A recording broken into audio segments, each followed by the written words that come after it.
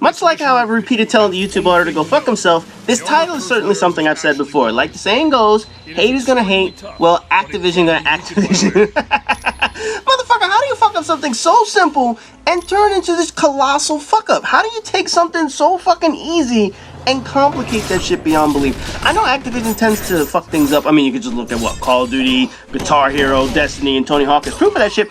But this tops all of that bullshit. Now, before I begin, I do have to say this right off the bat, that as of posting this video, I already know that the announcement came out that they're going to fix all of these issues. So the problems with the game are not going to stay that way forever. Marvel, not Activision, but Marvel announced that the game and the issues that fans are pissed off about are finally going to be addressed. So at the very least, someone is listening and understood that this bundle has some major fucking issues. But the sad shit is that these issues shouldn't have happened in the first fucking place. So let's give a little background so everyone understands what the fuck I'm talking about.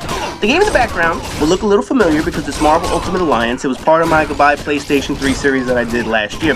I mentioned that in that video, and in the sequel video as well, but this was my very first game that I put on my PlayStation 3 console when I bought that motherfucker. And it's basically an entertaining as shit button mashing game. Now, it doesn't hold up to the test of the time, and it's certainly dated, there's no question about that. But when this was released along with the sequel, it was a beloved game. So beloved that fans have been asking for a part 3 for years. But recently, Marvel and Activision got together and decided to release a remastered version of this game. Basically, it's the same fucking game that they released 10 and 7 years ago respectively, with some shinier graphics and shit like that, but otherwise nothing in the game has actually changed. They're identical to what they were a few years ago. But something that simple was fucked up by Activision, and the long laundry list of fuck-ups is just absolutely horrible. Because the very first problem with this game is price. $60 for the bundle, which comes with both games, and $40 if you wanted to buy each game separately. Really? These shits are 7 and 10 years old and haven't been touched in any other way other than making some shinier graphic updates and shit like that. And they're fucking $40 each? What the fuck? Shit, for Xbox 360 players, the game is still sold in their online store for $30. And you're gonna charge $10 more for a game on the newer consoles when it's the same fucking thing? Now, understandably, people are pissed off about that. And many people had rightfully said, fuck this game, and they're waiting for the inevitable price drop. I don't blame them one iota because that's a pretty smart decision, and it's made even smarter for those that understood the issues that this game came with. Now let's talk about PC first because that came with the most issues. For PC players, this game is virtually unplayable. Marvel Ultimate Alliance 1's button mapping and controller support were horrendous. I mean, they were so badly done that some people couldn't even get past the entry screen when all you needed to do was press a button to continue. The button mapping was so awful that people were literally stuck at the splash page with no chance of advancing past that.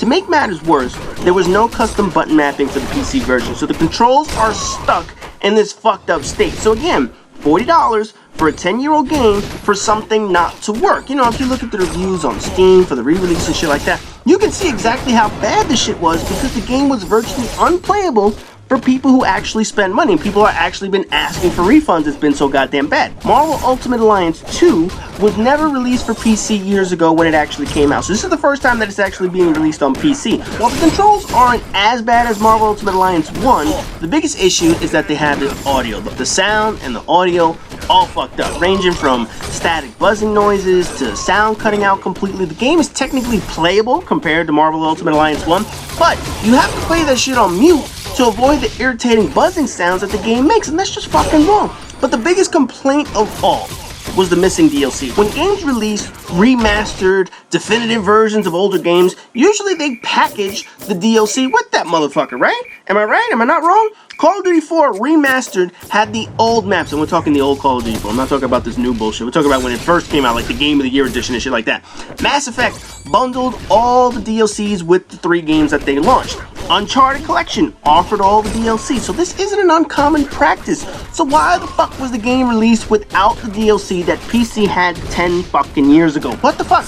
Why are the 8 characters not in the game? They were in the game 10 years ago, so why are they being held back now? I think I have an idea why, but we'll talk about that once I get to the PlayStation 4 version. Needless to say, this was a kick in the dick to PC players who already dealt with what's being considered one of the shittiest ports of all time. It is fucking horrendous. And people who don't buy it on the PC, I don't blame you one fucking bit. Now, on to the Xbox version of the game. First off, the release was delayed 2 days. PC and PlayStation 4 got it on a Tuesday. Xbox got it on a Thursday.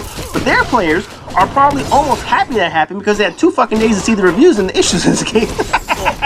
They had 2 days to see what the fuck's wrong with this game. Oh, it's fucked up. I ain't buying that shit. So some of them probably saw the reviews and they're happy they actually saved their money. Now, in addition to that, when it released, the achievements were not available on day one. Eventually, they were patched into the game, I believe, within 24 hours or whatever the fuck it is. But that's a pretty stupid-ass error not to have the achievements in the game. I mean, that's a basic feature on all Xbox games, but it was overlooked. Especially since the original had them all those years ago, this motherfucker. But Xbox players' biggest complaint was that the very advertisement of the game in their online store advertised a specific DLC character, the Hulk. The Hulk is not in the game. He was part of the 8-character DLC all those years ago that only Xbox and PC players got.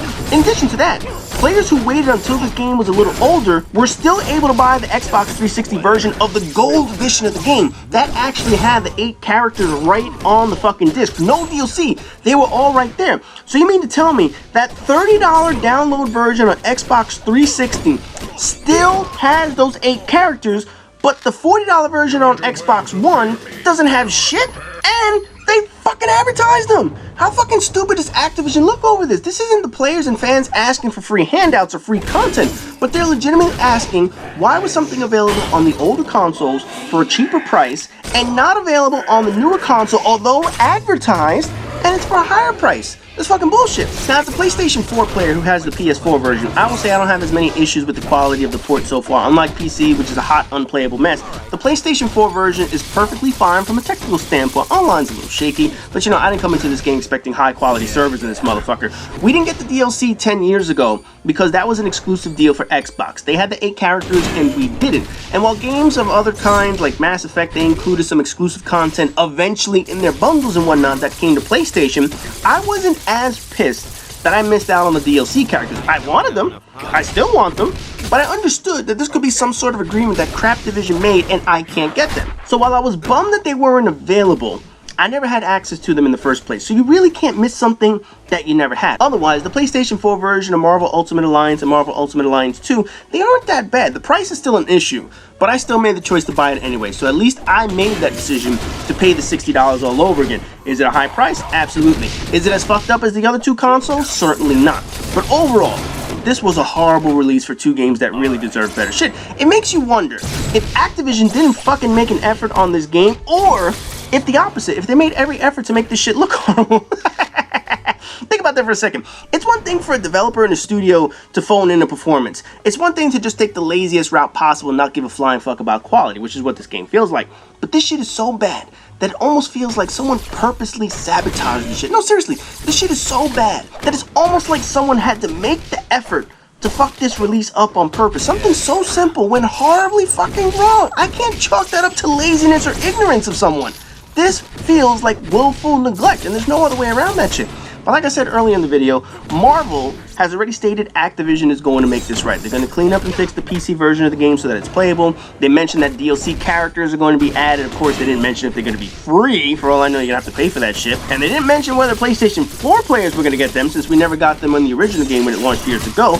We got trophy support for the first time in the game. The original game released before PlayStation 3 even had trophy support. So it's nice to actually get trophies in this game, but it's still pretty fucked up that this game has so many issues in the goddamn first place. In the meantime, while the game's being fixed, I'm still having a blast with this shit. And as I mentioned before, if anyone actually got this game, I'm down for some co-op. So you guys can hit me up anytime that I'm online. Matter of fact, there's one trophy where you have to play with 3 other people on fucking line. So that shit is pissing me off. I can't find 3 people to play with. There's absolutely nobody online, and the servers are kind of messed up when you try and play with 3 people. Yeah, whatever, man. If anybody has this game, like I mentioned, hit me up. We get some games. And as far as some housing updates, nothing new as of the last time that I posted up some pictures and shit like that. Basically, I haven't gone to the site since the last video that I posted, so there's really nothing new for you guys to see this time around. But shit is still on track. Eventually, it's going to get finished. In the future, I'm probably going to have some sheetrock ups. I'll definitely have some pictures of that joint for you guys. But anyways, as for this game, if you haven't bought it by now, you're really not missing much. But for those who did, like I said, hit me up. We'll get some games in this motherfucker. And as always, rate, comment, subscribe, and all the good shit. And I'll see you guys in the next video.